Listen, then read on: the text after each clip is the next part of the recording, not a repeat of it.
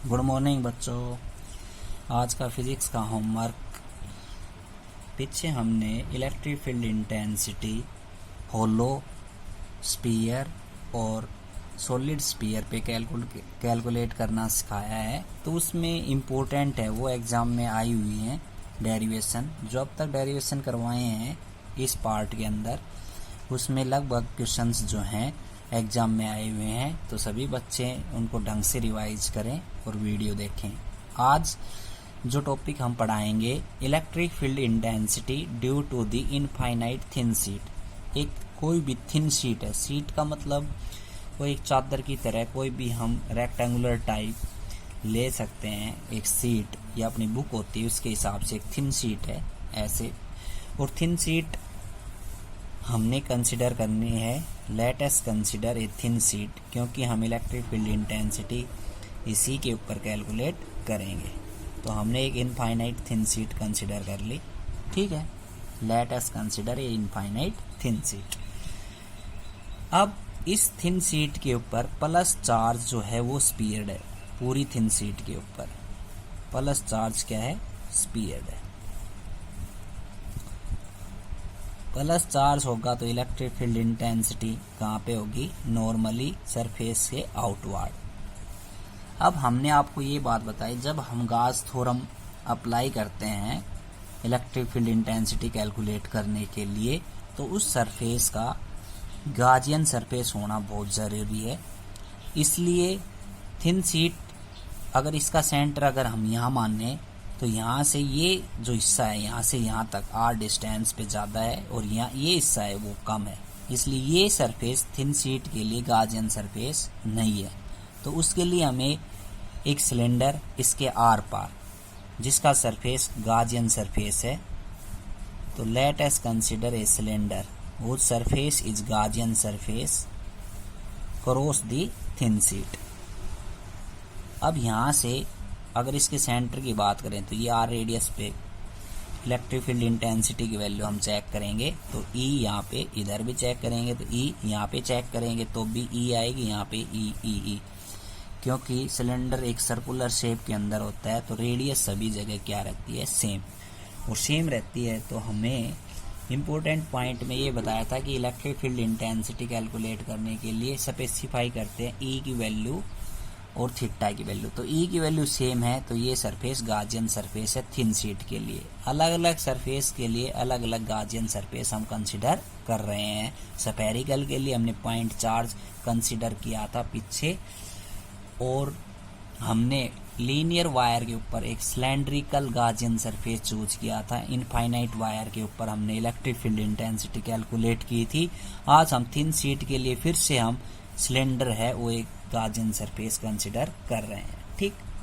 अब ये plus charge है, तो प्लस चार्ज की वजह से बाहर की तरफ इसकी इलेक्ट्रिक फील्ड इंटेंसिटी की वैल्यू होगी।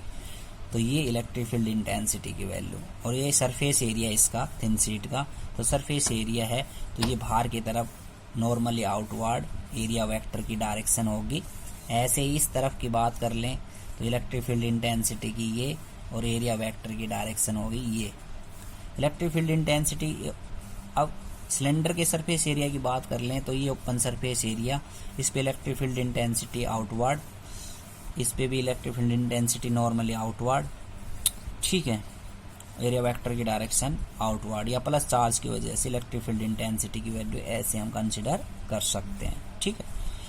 अब यहाँ पे हम स्मॉल सरफेस एरिया मान लें, इस सरफेस एरिया, और small surface area thin sheet के अंदर मानेंगे, तो अंदर मानेंगे तो उसका सरफेस एरिया ds ये होगा। तो ds एरिया वेक्टर की डायरेक्शन ये हो गई, ds स्मॉल सरफेस एरिया हमने यहाँ पे मान लिया, और एरिया वेक्टर की डायरेक्शन ये हो गई। अब सिलेंडर है, इलेक्ट्रिक फील्ड इंटेंसिटी इसमें तीन पार्ट्स के अंदर निकलेगी, एक फर्स्ट, एक सेकंड पार्ट और एक होगा थर्ड पार्ट।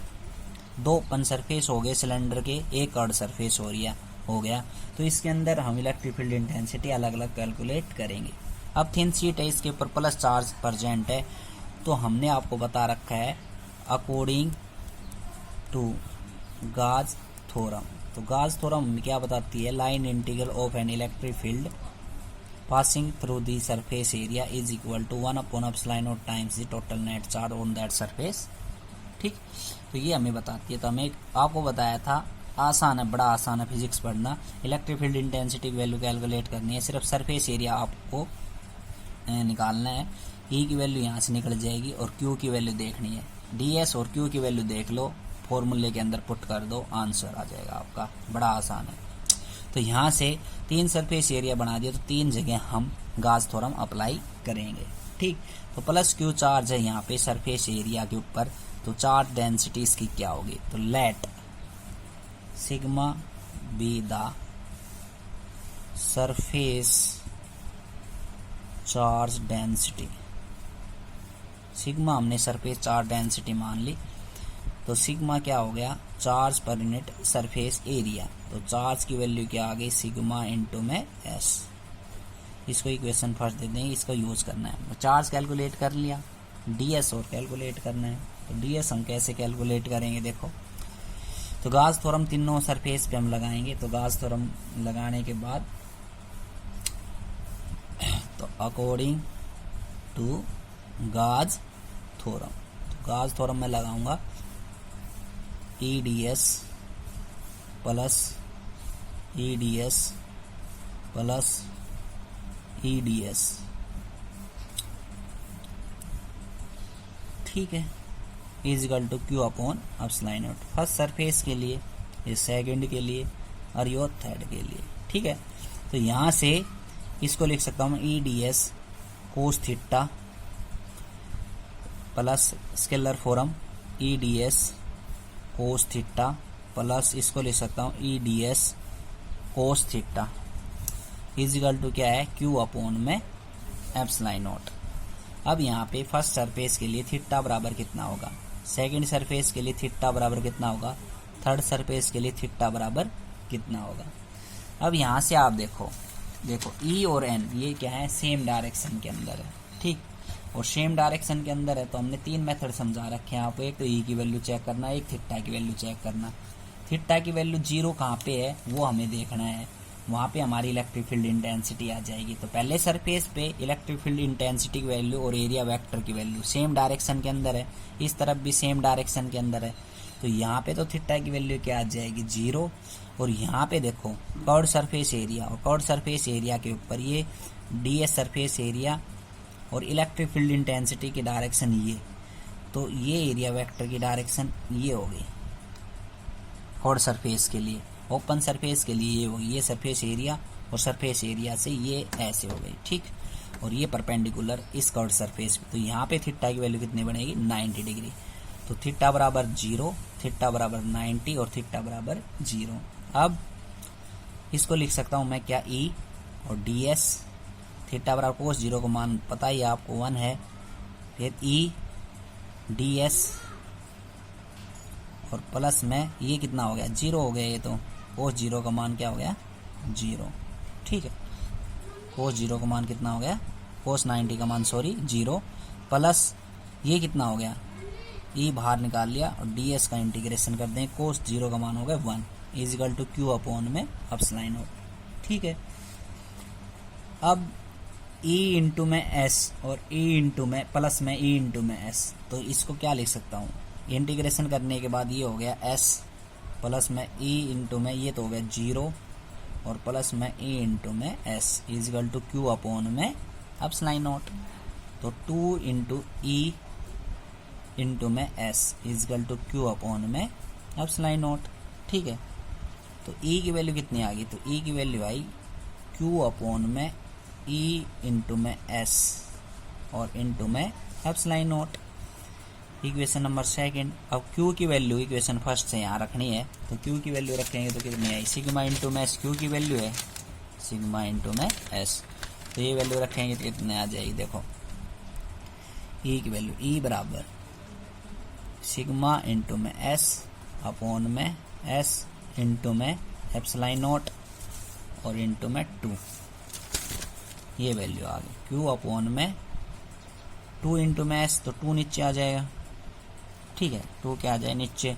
Q अपॉन में एप्सिलॉन नॉट, तो Q अपॉन में एप्सिलॉन नॉट और 2ES, 2S नीचे आ जाएगा। क्या आ जाएगा? 2S। यहाँ E नहीं आएगा, क्या आएगा? 2s, ठीक है, E equal to Q upon 2s into में एप्सिलॉन नॉट, 2s इंटू में एप्सिलॉन। तो यहाँ से s से s कैंसिल हो गया, तो E की वैल्यू क्या आ गई, सिग्मा अपॉन में 2 एप्सिलॉन नॉट। अब ये कह रहा है कि अगर इनफाइनाइट थिन शीट की यूनिफॉर्म थिकनेस है, if thickness of infinite sheet is uniform, uniform thin sheet है, तो देखो दोनों साइड यूनिफॉर्म होगी थिकनेस थिन शीट की, दोनों साइड। तो इस पे जो ये वैल्यू आई है सिग्मा अपॉन में 2 एप्सिलॉन, दोनों पे क्या आ रहा है ये सेम, तो दोनों पे सेम रहेगी, तो कितनी होगी total electric field, sigma upon में 2 एप्सिलॉन नॉट प्लस में सिग्मा अपॉन में 2 एप्सिलॉन नॉट, तो ये आ गई टोटल सिग्मा अपॉन में एप्सिलॉन नॉट। तो ये इलेक्ट्रिक फील्ड इंटेंसिटी की वैल्यू, ये फॉर्मूला आपको याद रखना है वन साइड एरिया के लिए, E equal to sigma upon 2 epsilon naught. तो थिन शीट का केस ये था, आई होप समझ में आ गया होगा।